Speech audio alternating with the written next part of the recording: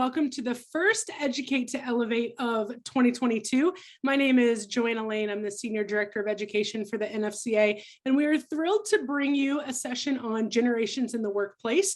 We're going to learn a lot about different generations and how you can interact effectively, whether it's communication or collaboration or delegations or any of the Asians. We're going to work on a lot of those things. And first and foremost, I want to thank you for joining us and for these colleagues of yours and resident expert for jumping in. So just a couple housekeeping things. Please stay on mute. That will help us ensure great audio quality. You were muted when you came in. So if you hit the mic quick thinking you were going to mute, you probably came off. So just double check your mic if you don't mind. And then make sure you understand that this conversation is guided just by you. So get in the chat, feel free to drop in your comments. You can send them privately to me. It's the National Fast Pitch Coaches Association one, or you can send those to the group, however you want to throw your question out there, but we will get into those. If you put a question in on the registration form, we have that already, and we will dive into those first. So please don't worry, it is coming up. And we will get started here. So we will let our leadoff hitter, Dr. Bea Bourne, going to go first. Tell her a little bit about yourself. Dr. Bourne, how you got into the topic and where you're coming from. Okay, very good. Thank you, Joanna. My name again is Dr. Bea Bourne. And you know what, I'm thinking that when you hear my name, some of you, the first thing you thought about is, I wonder if she's related to Jason Bourne from the Bourne Conspiracy. And if you thought that, you'd be correct. We are 13th cousins, 50 times removed. A joke, of course. But at any rate, I am a full-time faculty member at Purdue University Global. I live in Dallas, Texas, so I teach online 100% of the time. I became interested in the topic because of my focus of my dissertation was on generations and organizational change. And I wanted to take a look at how members of the generations respond uniquely to organizational change. So since then, I've written several articles on generations in the workplace and generational issues. And I presented at conferences. And as a matter of fact, the way that I was, or the reason I was invited here is that Joanna, I believe, saw one of the infographics that I had developed, created, and she invited me based on that. So I'm very excited. I'm glad to be invited, and I'm very impressed with the organization. So I'm looking forward to the next hour or so with you. Thank you. Appreciate that very much. And we have a trio of coaches who have unique coaching staffs and how they are organized and arranged and vary greatly in generations themselves. So we're just going to go here in alphabetical order. Coach Joe Evans from Texas A&M.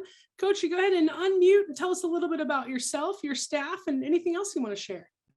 All right. So I have been a head coach for 36 years. I think I'm in my 37th. I'm at Texas A&M right now, starting my 26th year. I was an assistant only 2 years under Joanne Graff at Florida State when I first came out. And so I was a really young head coach. So I've had a lot of staffs, but so I have a staff right now of, I'm embarrassed to say how many, because a lot of people only have one person helping and some maybe not even that, but I have a staff of a director of operations, softball operations, who is 55. I have a assistant coach, volunteer assistant coach, who's 39, Adrian Gregory. I have a hitting coach, Craig Snyder, who's 39. Kara Dill, who is our pitching coach, is 30. And our director of player and program development, Pete, is 29. So I'm definitely the senior member of the staff. Thank you, Coach. Appreciate that. Coach Palmer, how about yourself and a little bit about your coaching staff? Hello, everyone. I'm excited to be here, and I'm going to not name my assistants' ages because they're in the room. So this is my 6th season at UC Riverside as the head coach here. I've been coaching for 14 years, and I love what I do. I have I'm fortunate enough to have two awesome assistant coaches who are both baby boomers, we'll just say that. And a few years ago, we also had a volunteer assistant who was in her early 20s. So that was sort of an interesting dynamic and a lot to learn and grow from. And I think like Coach Joe Evans, you know, it's definitely an interesting dynamic having two assistant coaches that are old enough to be your mother. So we make it work, and I'm really lucky with the staff that I have. Thank you very much. Appreciate that. And Coach Shirley, Janae Shirley, let's go ahead and hear from you. Hi, thank you so much for having me. Like Joanne mentioned, my name is Janae Shirley, and I'm the head coach at East Texas Baptist University. I have a similar story to Joe. I was an assistant coach here at ETBU after graduating, and then took over the program. And as a young head coach, was prepared to make a lot of mistakes, but was fortunate enough to hire on a seasoned veteran in Bill Galloway, who is still on staff with me now. He is an NFCA Hall of Famer and in his late 70s, and I just love him. Obviously, our dynamic has changed over the years. I also have, this will be my 15th year as head coach here at ETBU. I have two assistant coaches that just recently graduated from my program. So they're both early 20s. And then along with that, I also have my husband as an assistant coach. So definitely have quite the range of ages going on. Well, thank you very much. A lot of fun dynamics, a lot of differences in coaching staffs. And I'm going to throw it back to Dr. Bourne and just ask if you could give us an overview for people who are interested in the topic, but don't even know what the generations are, how they break down, a little bit about who they are. Just let you take it away. Okay, so, well, for the first time in history, there are 5 generations in the workforce, and this is significant because the generations all come from, different backgrounds, and that gives them an interesting worldview. And this is challenging for organizations because although they realize the changing demographics are important, they haven't quite figured out how to manage all of that. So generations represent an additional part of diversity. When we generally think about diversity, we think of race, ethnicity, gender, maybe mental and physical ability, disability, all kinds of other things, but generational cohort is an additional part of that. So I want to talk briefly, I hope I'll try to keep it brief, about the generations. So we have 5 generations. The oldest generation in the workplace are called the traditionals, and sometimes they are called other things like the seniors, the silent generation. They were born before 1945. They represent a small portion of the workforce because they have mainly retired. They represent only 2% of the workforce. We have the baby boomers. They represent about 1/4 of the workforce, and they were born, well, I'll tell you the age rather than that. They are between the ages of 58 and 76.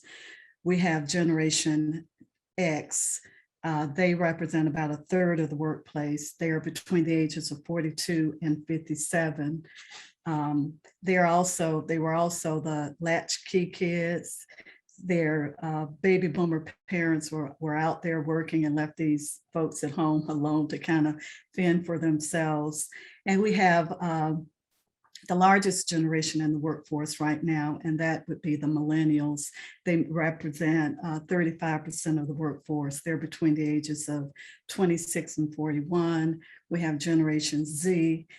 They're the youngest. They represent about 5% of the workplace because they are very young at this point. They're between the ages of 12 and 25. And then the newest generation, which is not in the workforce yet, would be the Generation Alpha. And they were born after 2012. So they'll just be, they were born in 2011. They'll be 11 this year. Yeah. Okay, and then I have a description of what they are, and that goes into that infographic that I shared. Do you want me to stop at this point, Joanna, or?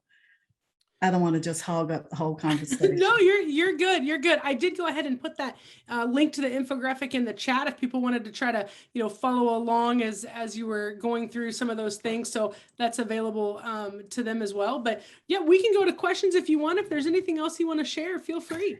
I would like to talk a little bit about who they are and why they are the way that they are, or why we are the way that we are. And that is, generations are comparable to social class. So members of a generation share certain resemblances simply because their first experiences place them in contact with the same events at the same time. So generational personalities are formed by the way children were nurtured by their parents and by socially, emotionally, and historically significant events. And it is recognized that not all members of a generation share the same characteristics. We know that. So if I explain some of the characteristics, a person might say, well, that's not me. But again, these are, groupings. So significant emotional events define a generation. I'm sorry, I made myself some notes so that I wouldn't forget. Oh, there is claim that people resemble their generation even more than they do their parents. And a question that I would ask rhetorically would be, what are some of the significant, or maybe one significant emotional, social, or historical event that you believe shaped your generation? You could just think about that for a second, because as we talk about the generations, a part of what defines them would be the defining event.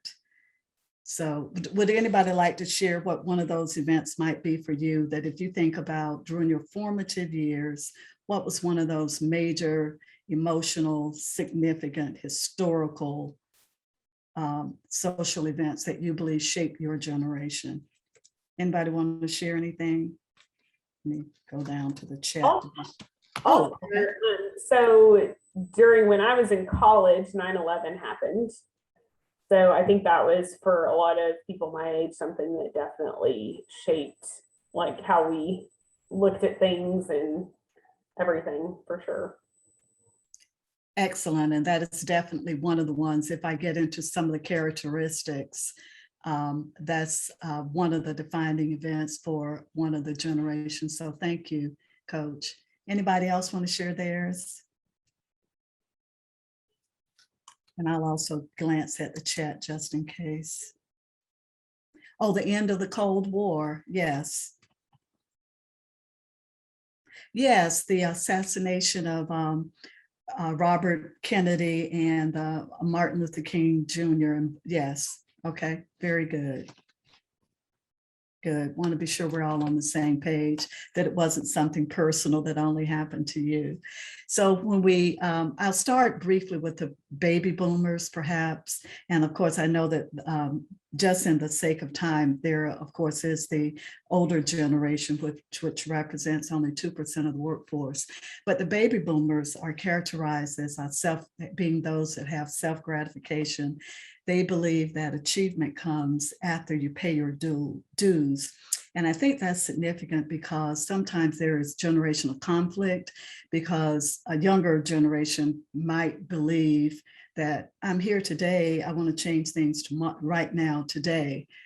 And the older person from the baby boomer generation is believing that you have to pay your dues before you have a right to do that. So you can see that because of some of these different worldviews or the different values and beliefs, that could cause some potential conflict. They're very optimistic. They're very competitive because there were so many of them born. The generation is called the baby boomers because they were conceived right after the World War was over. So the soldiers came home, they celebrated, and they made a lot of babies. So they can't help but be competitive because there were so many of them competing against each other. Some of their defining events, like was mentioned, was the civil rights movement, the Vietnam War, Watergate, the assassination of JFK, Martin Luther King, and Robert Kennedy, the first man on the moon, the women's lib movement, the sexual revolution. their communications would be whatever method is most efficient, including telephone or face-to-face. They dislike being uncomfortable with technology. Their work styles would be that they value personal growth, they want to be involved, they're very team-oriented. They like to receive a lot of feedback, and they like concrete documentation. They like public positive recognition. And if they don't receive feedback, then they rely on behavioral cues, and usually those are interpreted negatively. I feel like I'm giving a lecture. I feel like I'm talking too much, so I'm not quite sure. No, you're fine. We can go to some questions. Those Okay. that have the infographic have those. And then as we get into some of these questions, you can probably shed some light on some of the differences as we go. The first question I have is as a millennial assistant coach, how can I get a baby boomer head coach more on board with new trends? For example, valuing or understanding the importance of mental health in female coaches. So Joe, I'm going to start with you, just as a coach, as you know, that is not in the millennial group, but working with those. How would you like that information to come to you if it's embracing something that's new or different? Well, I am really fortunate to have these youngsters on my staff who are really creative and innovative. And I mean, technology has been a big thing where I know I'm smart enough to know what I don't know. And when she talked about, you know, being uncomfortable with, you know, technology and not feeling like you're good at it, I'm right there in that baby boomer category. I don't know if I can just, if I know exactly, I'm hardwired to want information. And I also believe strongly in mental health. So that wouldn't actually be a category that I'd have to be talked into. But let's say the technology, that's one where I'm not good at it. If you're good at it, great. Tell me how it's gonna help our program. But make sure you know what you're doing, because I'm not gonna be able to help you. But as a head coach, I really believe in autonomy. I'm very much invested in my people having autonomy, which means they get to have these ideas and come to me and say, hey, what do you think about this? And I have been somewhat resistant. I mean, I was one of those coaches that I was probably the last one given signs at third base, you know, while everyone else had their fancy cards out. And I'm thinking, why is everybody looking down when the game's going on right now? So, but, you know, I figured it out. You know, you get your signs picked a couple times and then you go, all right, let's get with it. So I just think as long as I educate myself, as long as I'm paying attention, I think about our convention and all the new information that the NFCA brings to us every single time. And I think, wow, I never thought about that. Or, you know what, this is the new thing and this is growing our game. I need to get on board. So fortunately, the NFCA has really done a great job with that and helped me. And then I'm absolutely thrilled to have people who are good at the things I'm not good at. Thank you, Coach. Appreciate that. You know, and Nikki, a little different, but you're still in that communication mode between two generations. How do you communicate with those on your staff that are older when it's something that you're interested in that's not as easy as, well, because I'm the head coach, that's why kind of answer? I mean, it kind of always can come back to that. But I think that exactly what Coach Evans said, like the mutual respect and collaboration is a big piece. When we have meetings, it's a brainstorm mush pot of everyone's ideas, and you know, we kick it around until a good one sort of surfaces, and then at the end of the day, you know, I have the final say if we need to. But I think, you know, bringing forth, well, what do you think about this? And to the point of getting them to buy into something that might be sort of a newer technological idea, maybe showing some data behind that, or how it immediately affects our student athletes, or, to the data point, we do a pretty good job on our staff of saying, well, we spoke to some of our colleagues across the country and these schools have used this, and here's what that has done to help their program. And so that can create better buy-in at times as well. I mean, ultimately, I always say, like, it has to be right for our student athletes. Really only matters what we're doing here at UC Riverside, but it's nice to know that, you can have some data to back that up too. But yeah, I think that there's times where the technology piece can get a little bit overwhelming, but really fortunate that my staff is really open to learning new things and is curious about a lot of things. So that helps as well. Thank you very much. And Dr. Bourne, just generally speaking, when a millennial, and definitely generalizing here, so please, we were going to say that over and over, but when a millennial wants to bring something new to a baby boomer who is their superior and they're met with resistance, what is the best way for that person to communicate or try to get that point across? A couple of comments or a couple of things come to mind. One is that, various people have different preferred communication methods. I think baby boomers in general like face-to-face when possible. So I think if it is possible, or phone call. I know that those aren't necessarily always possible, definitely not face-to-face if you're working across the country, but if possible, communicate in that method, because it has less opportunity for there to be a lack of a lack of body language. I mean, a lack of some of those communication nuances so that it won't be misunderstood. And then I think also to always remember to be respectful, to honor what the older generation know, and to understand where they're coming from. And I like what Coach Palmer mentioned about data-driven decisions, whenever possible, to make sure that that you're aware of that you're speaking to an older generation and where they're coming from, that they want to be acknowledged and recognized for what they bring to the table too, so that you're not doing in a way that you're discounting all of the years of experience that they have. Absolutely. And Janae, here's another question. We'll start with you, but what are some of the best practices for bridging the generational gaps between old school coaching and new school coaching, embracing technology, et cetera? So a diverse coaching staff that you have, how do you start the conversation when maybe not everybody's on the same page?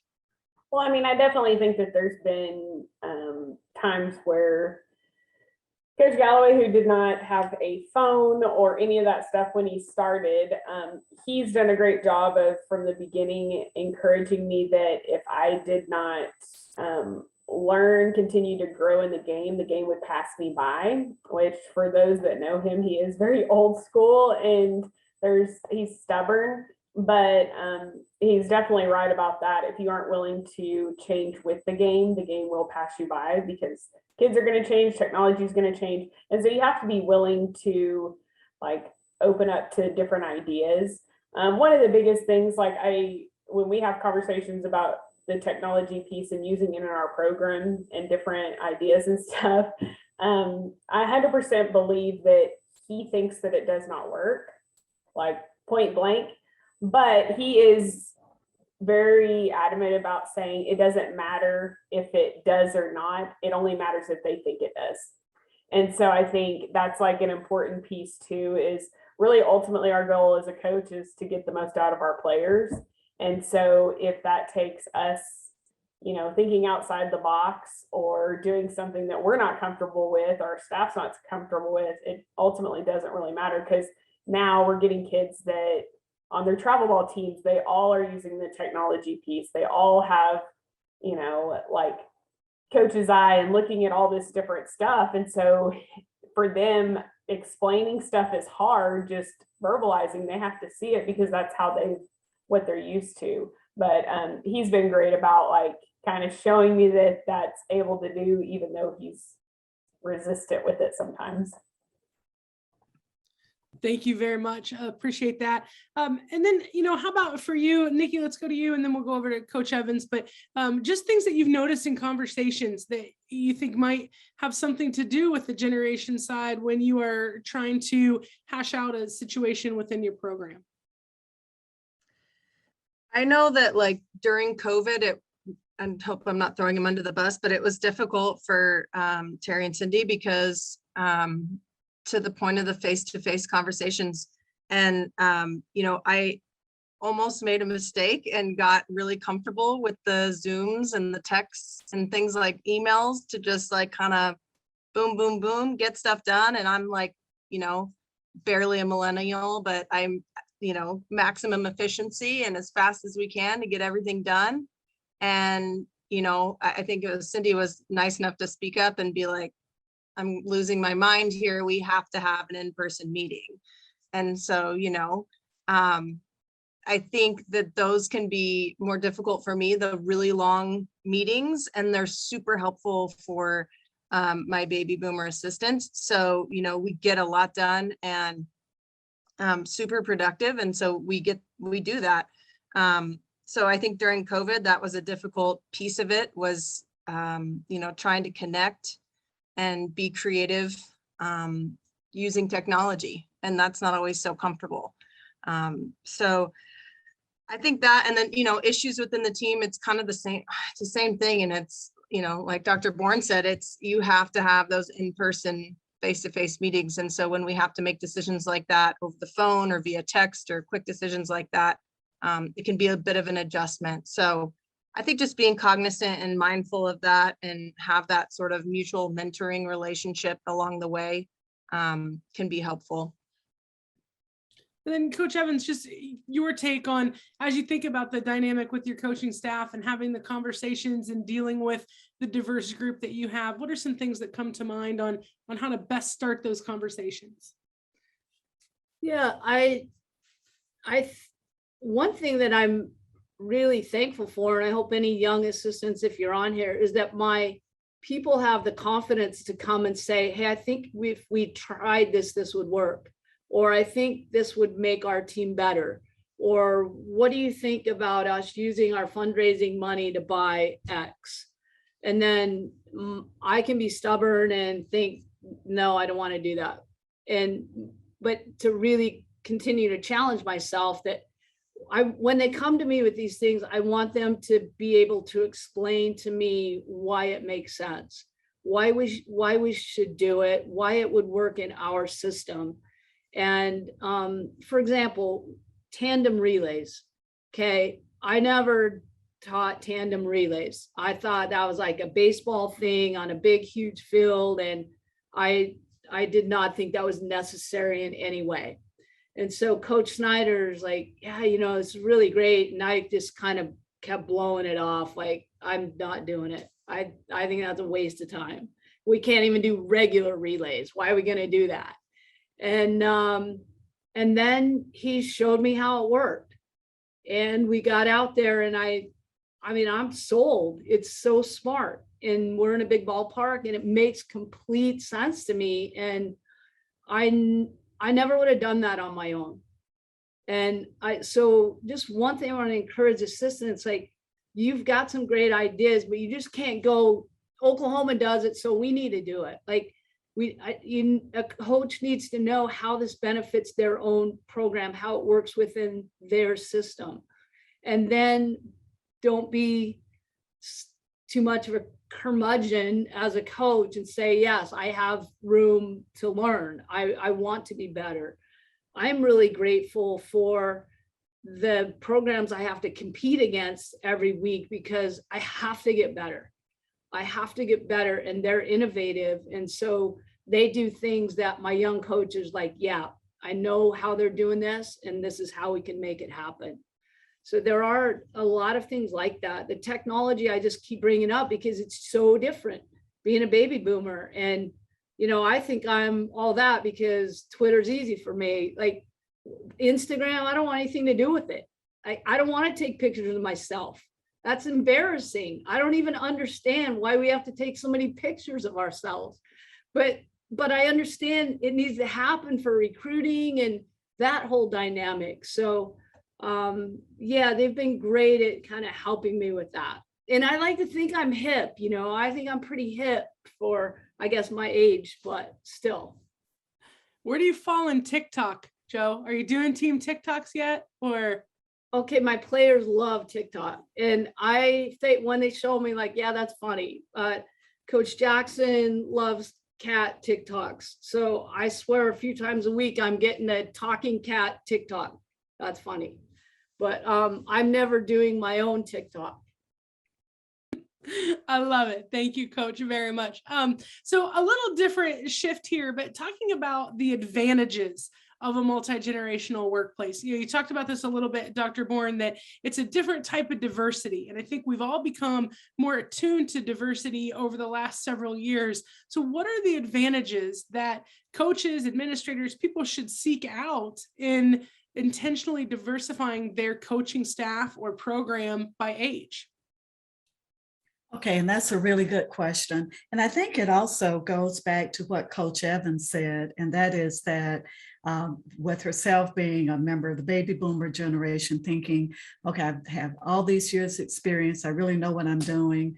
And then by having diversity of thought, diversity of generation, you get a younger person on to recommend, suggest some of these things that they've seen, that they've used someplace else that will work. Whereas if we only had people of one generation, we wouldn't have those diverse perspectives.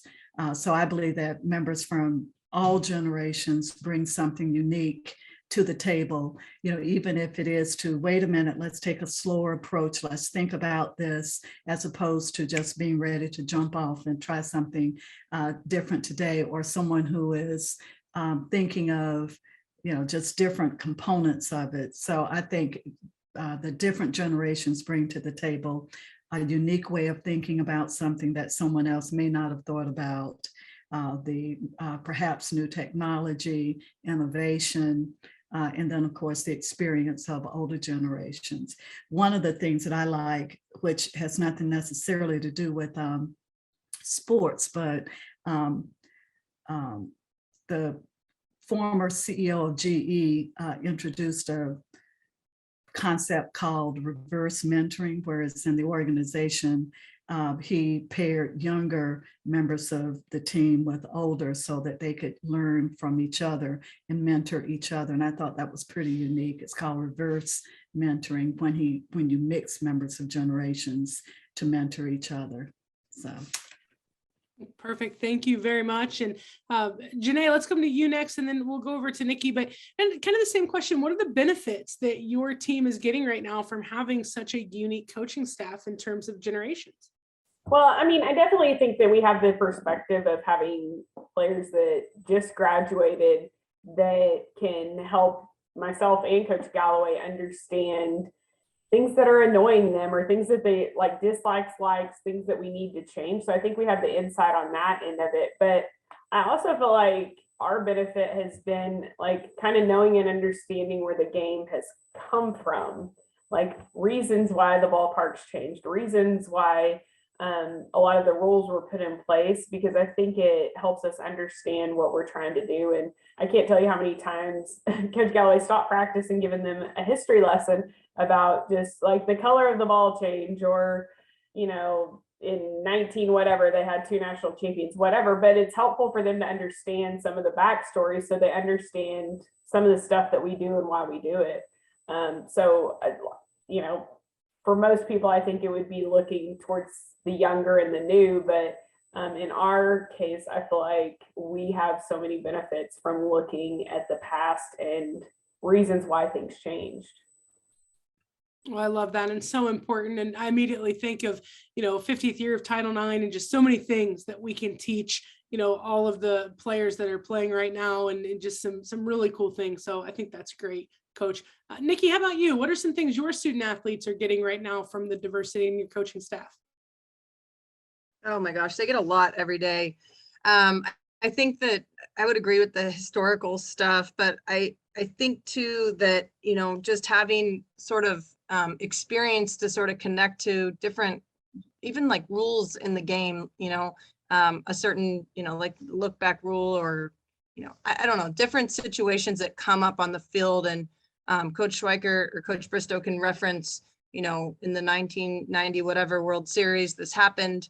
And, you know, it helps kind of reinstill some of the lessons that we're teaching and practices. We all very much have different style. And I think, you know, while the generational gaps were all different personalities anyways. And so that diversity makes for a really well-rounded coaching staff and sort of different styles of coaching as well. So I think they get a lot, you know, in connecting with like the historical pieces, and then also laughing and learning about different life lessons, because, you know, we've experienced a lot more than them in our time. And Coach Bristow's had some really funny ones that she's shared with them. And, you know, just having those experiences to sort of share with the players as they're going through not just softball, but life, because, you know, that's sort of the end goal anyways, is to get them out of here and make them contributors in society. So being able to share some of those tips and that sort of mentorship side of things has been very invaluable as well for student athletes. Well, thank you very much. And everybody who is on here knows that we will periodically go to Samantha Ekstrand, who is our NFCA legal counsel. And Sam, just a question for you from a legal side. When you're working with generations in the workplace, what are some things you've seen or you would encourage coaches to maybe be aware of or think about? I love all of this. Like I'm eating all the stuff. I love the chart. I've already saved it. So I think this is so beneficial to talk about, because it's very real. And I think we talk so much about the generational differences between the coaching staff and student athletes, but now, you know, this is a totally different take, but it's still so relevant, because as a staff, an effective staff, you know, creates the conditions for an effective team. Right. And so if you're working well together and have these differences in understanding and respect, it's going to go a long way. From a legal perspective, you know, age is protected one way, and it's the older way, right? The ADEA, you know, protects employees from discrimination if you are 40 or over, right? So I would keep that in mind.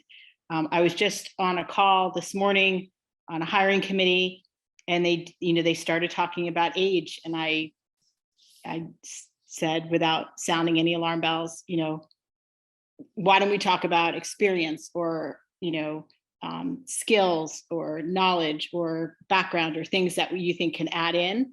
I would just, in general, stay away from age. I loved how Dr. Bourne began saying it really is just another category of diversity. And I think if we're respectful of all the categories of diversity and what they can bring, you know, and then what your best match is. Right, what your best match is, what your need is to complement what you bring, what your current staff brings when you're hiring. So I would be respectful and mindful and not factor it in either a hiring or a termination situation. I think that would be not a good idea. So I love this conversation, because I think it's giving very real suggestions and ideas for how to do your job well together. Right, and when I come in, it's usually when the job is not going particularly well together or alone. And so I think that this, you know, kind of problem prevention or proactive or seeing the upsides of having these differences and really embracing it. I think I hear resistance sometimes or frustration when communication styles don't align or approaches don't align. And so I think this is just a really great discussion. I'm glad to be a part of it. Thank you. You're welcome. Thank you very much. And question in the chat about, you know, generation of Title IX and Gen X and the boomers too. I think it's, you know, 1972, you're kind of between a couple there of, you know, who benefited from and who is still benefiting from, but a great way to talk to your student athletes and others about it. A different question in the chat. So Dr. Bourne, I'll start with you, but how do you navigate conversations with employers who have negative stereotypes towards one generation or another? And, you know, we hear it all the time, kids these days, or all the millennials, or whatever it might be. So what are some things that you found a way you can navigate those conversations? I think first of all, it requires, having an open mind to all of this. Part of what I worked on for my dissertation was how the different generational cohorts responded to organizational change. And one of the things the research showed was that there are generational stereotypes. So people perceive the older generations as being more resistant to change than they perceive themselves to be. So when I did focus groups, so when I asked the older generation how receptive they were to, say, organizational change, they've got a reorg or something new going down, how they feel about that. So there are generational stereotypes. But I would say that it's similar to, if you're in a group when people are doing that, it's similar to, being brave enough or having the courage to speak up the same way you would about any other form of negative stereotypes. That's how those people are. And then maybe to even try to turn it around with, I have members on my team and they do this and I appreciate this, similar to what Coach Joe, I believe, was saying about, enjoying that innovation, that kind of thing, because those conversations do happen. I've been a part of them, and then I will point out, I also get energy by working with younger generations too, and I point that out. And usually, if you are the person to change that or to say something quickly, the conversation can turn around, or we can all go down the rabbit's hole of just saying negative things about a different generation. I don't know if that directly addresses the question, but that's what came to my mind. Thank you so much. And, you've heard before of somebody's always blaming someone else. This generation blamed this one, this generation blamed this one, and it goes on and as a trickle down. And I'm sure other people saw it too, the meme not too long ago that, 1939 is to 1980. What 1980 is to 2021 or something like that. And I just thought, oh my, but it's real and true. And I think so many times we can just forget about there was a generation before that. But Nikki, anything that you've run into stereotypically, like maybe when you first started with your coaching staff, or that you've found that you've been able to work through? Well, I'll say first, kind of doing just a little baby bit of research on, I was talking with my staff on this and just doing a little bit of research on who I was, because honestly, I don't know that I've ever looked. And then realizing I was a millennial, my first reaction was, dang it, because that stereotype is not the best, like Dr. Bourne was saying, we for so long we're throwing the millennials under the bus and, oh gosh darn this generation. So it was tough to read that, and then sort of looking through the chart in the chat. And I do identify with a lot of that. But I think that, as I was forming my staff here, and, Terry came on and then Cindy later on. And I think that, the game doesn't know age. Like we just say all the time to our players, like the game doesn't know that you're a freshman or a fifth year senior or whatever.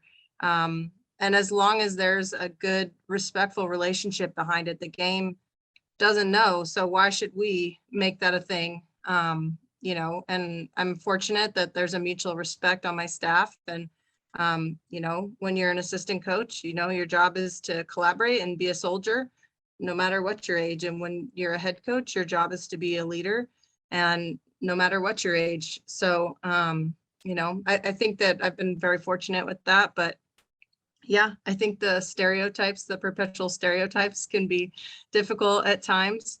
But if we use it more as like a collaboration tool and just sort of something to gain knowledge from and perspective of the people you work with, and less about the negative stereotypes, I think it can be tremendously helpful. Thank you very much. And we'll just do same question, Coach Shirley and then Coach Evans. Have there been moments where you found yourself in the stereotype or working through it, or, has there been something that, you've been able to learn from that situation? Coach Shirley? Yeah, I think every year we basically go through the same stereotype over and over, because every year we have the same conversation with our senior class about our freshman class. They just don't get it. They don't understand. it's not important to them. And literally every year it's the exact same conversation. So I think, gaining perspective of like, things aren't really changing as much as we think they are. It's more like our time in life has changed. And I think that allows our perspective to have changed. The freshmen coming in at 18 years old, like, it's not their last season. It's not the end game. They're excited. They're figuring things out, to a senior. Whereas like my perspective has changed over the course of 15 years. I have 2 kids now. I'm married. I'm juggling all these different things. And so how I view the players in my program is not necessarily off of stereotypes. It's off of, where I am in my personal life. And so I think just making sure that, I remember that the game doesn't know age. I have a late 70-year-old coach who goes out there and can beat out a bunt faster than anybody on my team, which is embarrassing. But I think it's just important to remember that and make sure that we aren't buying into the stereotypes, because, there's so much knowledge to be gained from each group and their experiences and where they are. We're unique in our staff that we have, people that are single, myself and my husband, who are obviously married and have kids, and dealing with that dynamic. And so my players get the opportunity to see that, but also Coach Galloway, who is married but chose to never have kids, and what his life looks like and his priorities. So I think it gives our players a unique perspective of, how you can have different types of lives and what that looks like. Thank you very much. And Coach Evans, how about you and any of your thoughts on the topic? Well, I think that before I had a male coach, I probably had some stereotypes in my mind.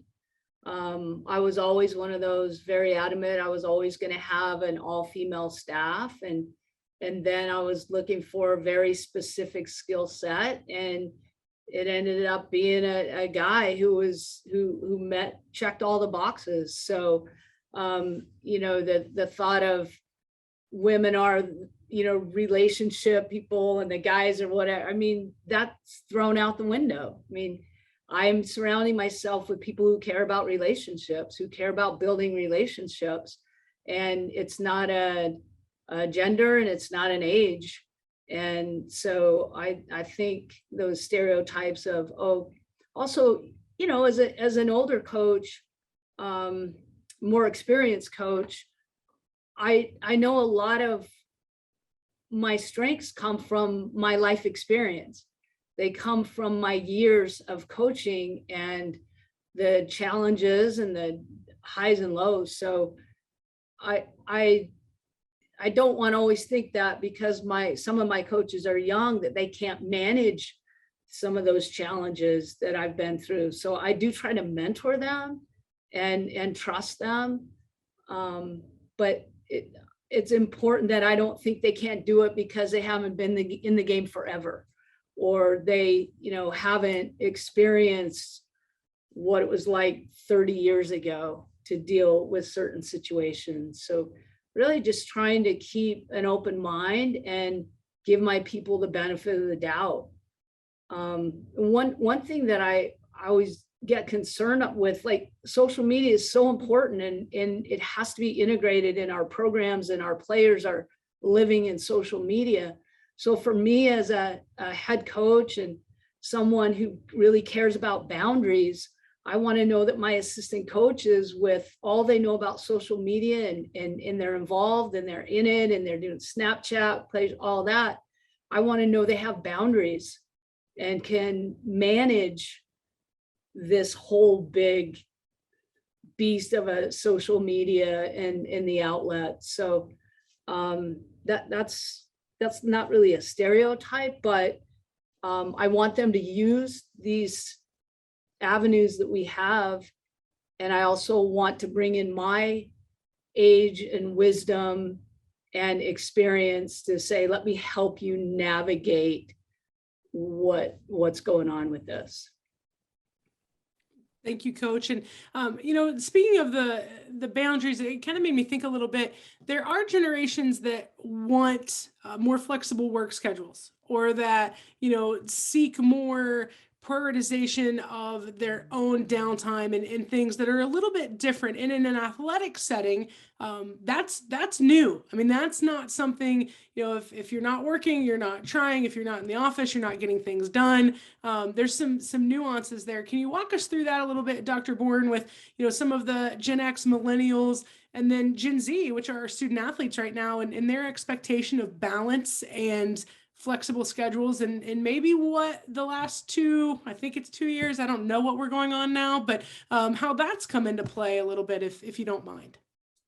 Okay, yeah, so, baby boomers were those people that were workaholics. And then after that, that whole idea of, living your whole life for the job just went out of the window, because the generations after that, starting with Generation Z, saw those parents who had given their lives to an organization be unceremoniously laid off, even after they, were the workaholics and, gave everything to the organization. So that drive for work-life balance and drawing a strong line of separation. I even think about myself at my original career was with AT&T, and I remember being on vacation in Jamaica, got a call for a promotion while I was out on vacation, relocated my children, and they never forgave me for that, because I think they were at my mother's house in South Carolina.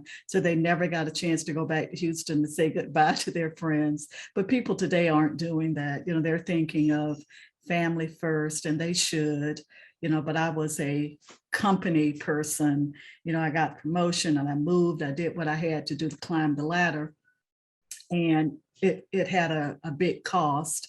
But now, and I think it's a wonderful thing that those lines are being drawn, and people are even walking away from very high-powered positions if there is not some type of a separation, or if the organization is not willing to make certain concessions for those things that they consider to be important.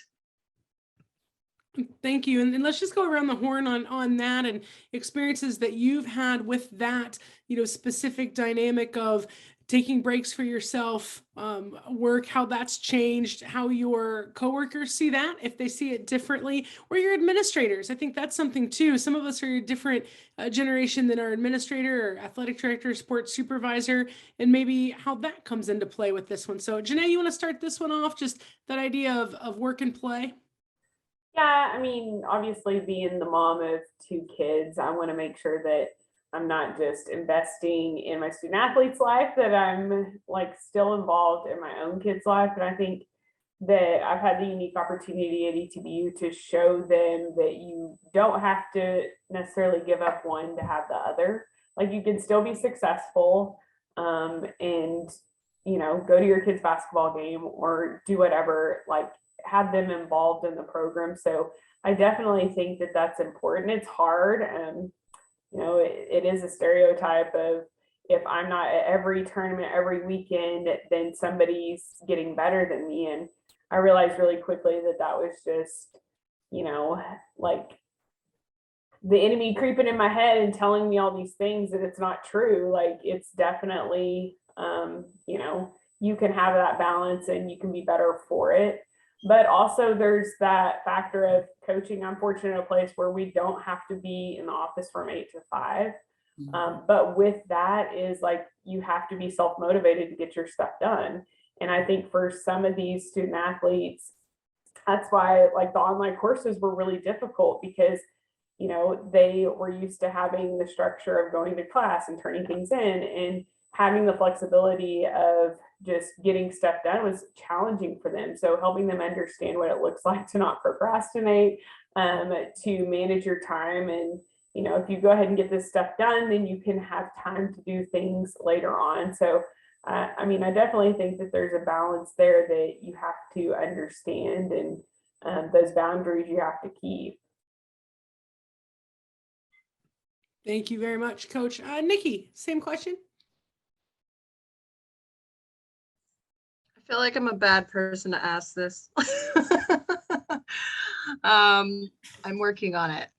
I have 2 young kids, 6 and 3. And my wife stays at home with them. And so I get told a lot. I need to be better about not answering the players immediately or shooting off an email right when it pops in my head, all the things.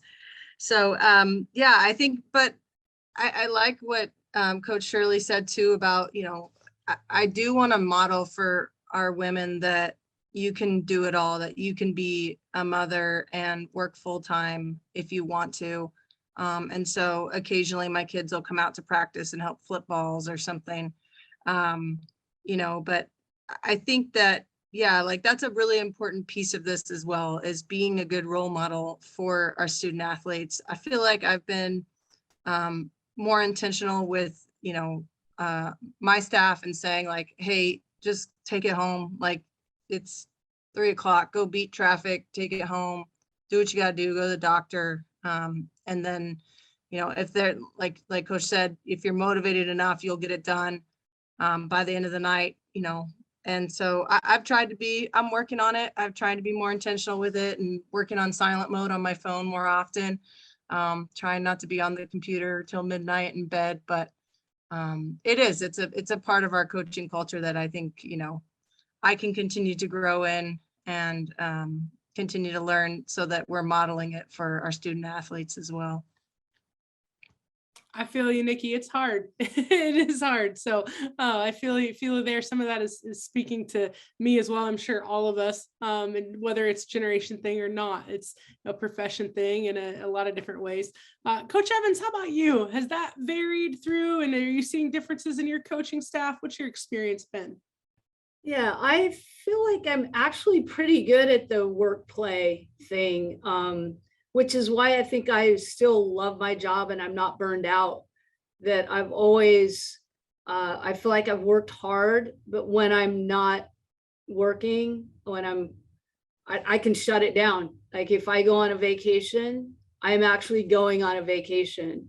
And I've done that all through my career. I've always felt like those weekends we had off, I'm gonna be me and enjoy myself and do whatever it is I enjoy doing outside of coaching.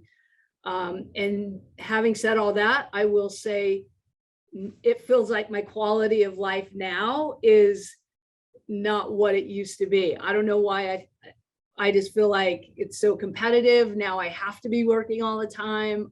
We're recruiting all year long, even if we're not out on the softball field recruiting. Just it's interesting to me. I think, wait a minute, what about, I mean, Carol could attest to this. Like we used to, in the fall, like people would go on a little vacation. I remember every time we would have signing, the day after signing, I would get on a plane and go to Santa Fe and hang out in Santa Fe to kind of celebrate signing and how great that was. I would never do that now. Like I wouldn't think that I could do that. And so I think as things get more competitive and you get more in situations where like you got a win-win-win, it is harder to take a step back and say, no, it's okay if I take a day off or a week off, it's going to be okay. I'm just kind of telling on myself, but it seems like I'm putting in more time and effort and energy than I ever have. But again, because I didn't kill myself the whole way, I can handle this. I can manage this. And I love coaching. I love my job. I don't feel remotely burned out by coaching. But had I not taken care of myself all the way along, I wouldn't be feeling like this. And even though I feel like we're always working, the times I'm not, I'm still hard and fast to, I am not Coach Evans right now. I don't want to be her. I want to be Joe, and I'm going to have a good time with my friends and family. Thank you very much. I second that, Coach Palmer in the chat. Coach Evans can teach a class on that, and Hall of Famer as well. So definitely has excelled at her job. And interesting, a private message came in on the chat too of, the downside to technology can be being dialed in and not having the boundaries. And, Joe, you spoke about boundaries earlier. And so I think that's something that the younger generations can definitely learn of, put the phone down, whatever it might be, don't wear the smartwatch, whatever it is. And it's a really good point. I do not have any more questions in the chat. So what I'll do is I'll just come around the horn one more time, and any parting thoughts or anything you've thought of, anything you wanted to share and we haven't gotten to, I'll let Samantha Extern go first and buy you all some time, because she's just fun to put on the spot. And she hasn't talked at all about recruiting well. So we'll see if she gets into that or not. But Samantha, what do you have to wrap us up? And then we'll come back to our panelists. Usually I'm last. I wasn't ready. I was ready to listen. So I think it's hire well, right? Hire well, recruit, which is a variant of recruit well. And what does that mean? I think it's taking all of this information that we learned tonight and assessing, like the coaches have described, what your needs are, how to complement, what your communication styles. Are you just going to be able to work well with this person, and appreciate, respect the differences? I think that this has opened eyes, certainly given me new perspective on how to view the different generations and why. Sometimes understanding why helps, and why somebody has that take or perspective or communication style, and it can relate to their generation. So hire well. So there you go. I knew we'd get something like that. Perfect. Samantha, thank you very much, as always. Let's see, Janae, let's start with you. Any parting thoughts on this one? Yeah, I definitely love this conversation. I would agree with what Samantha said. Hire well, and I would definitely encourage people to hire people that are different than they are. So often I think we want to hire people that are think like we do, from the same background that we have and stuff like that. And I've been fortunate enough to be on a ton of committees, a couple of NFCA committees. And one of the things that I loved about that was that there were people from all over the country, different generations, different walks of life, and just the amount of things that we can learn from people that have had different experiences, just brings such a wealth of knowledge to all of us. So I'd encourage y'all to hire well, people that you trust, but also hire people that are not the same as you. Thank you very much. Coach Palmer, your thoughts? Yeah, I think I could piggyback off that a little bit. I haven't been head coaching as long as some of the others, but one thing that I know to be true that I've learned is that we want to hire loyal learners. I think those are the two biggest things for me, and age doesn't matter. I want a staff of people that are loyal to the core, that are not afraid to tell me to my face when I'm doing something wrong, or I'm putting off a bad vibe, as the girls say, or whatever, and that are constantly wanting to learn and grow no matter what their age is, and that'll kind of take care of the rest. And I think the other thing too is we didn't get into a lot of connecting with our players because they're just a completely different generation, but I think one big thing that I've learned sort of more recently is I'm trying to always grow and learn with them because they're getting farther away from me. I'm understanding them less, is valuing their time is so important. And so, they're always looking for ways to make it more efficient so that they don't have to, walk the extra 25 steps to pick something up or, that kind of stuff. So I'm being mindful of that and trying not to make phone calls because that's aggressive to them, and just texting them instead and things like this. But I think if we can all just continue to learn and grow for our student athletes and our staff, then we'll just continue to make ourselves better. Thank you very much. And there's a link in the chat to a great book on Gen Z. And then Dr. Bourne's infographic has some stuff on that as well. And Dr. Bourne, we'll go ahead and we'll come to you next. And just anything that you've thought of that you would like to add, or anything that you want to add on, the current student athletes ages 18 to 22 that this group might be working with. Let's see, a couple thoughts. One is I what resonated with me was the comment about hiring well. I was on the board of directors for Girl Scouts of Northeast Texas to hiring the right people, and then not just having the right people on the bus, but then having them in the right seat. So hiring people and then putting them in the position that they are best suited for. So that resonated with me. And we went through a whole strategic learning process on that with Girl Scouts. And then I thought about some other general things, and that is how important it is to understand the generational diversity on your team, and to keep in mind all of these things we've talked about kind of why people are the way that they are, and to be aware of those generational differences, and to communicate with the person in the way that is best for them. Like if they prefer an instant IM or text or a phone call or an email, to be aware of that. And unfortunately or fortunately, it means you might have to just have different ways of communicating, as opposed to thinking one thing is going to work for everybody, and then to make whatever modifications you need to make. The youngest generation, Generation Z, those are they represent about 5% of the workforce. They are as young as 12 up to 25. So they are, digital natives. So they're really the ones. I think someone had mentioned how you keep in contact and motivate the players in the off season. So technology is going to be the way to do that. So if you're not comfortable with it, that would be a reason to do that. I know even myself as an online professor, I commit myself to learning the newest technology for producing videos for my classes and little short things like that they learn by. So, but to be more comfortable with some of the technology that the younger people are using and are accustomed to.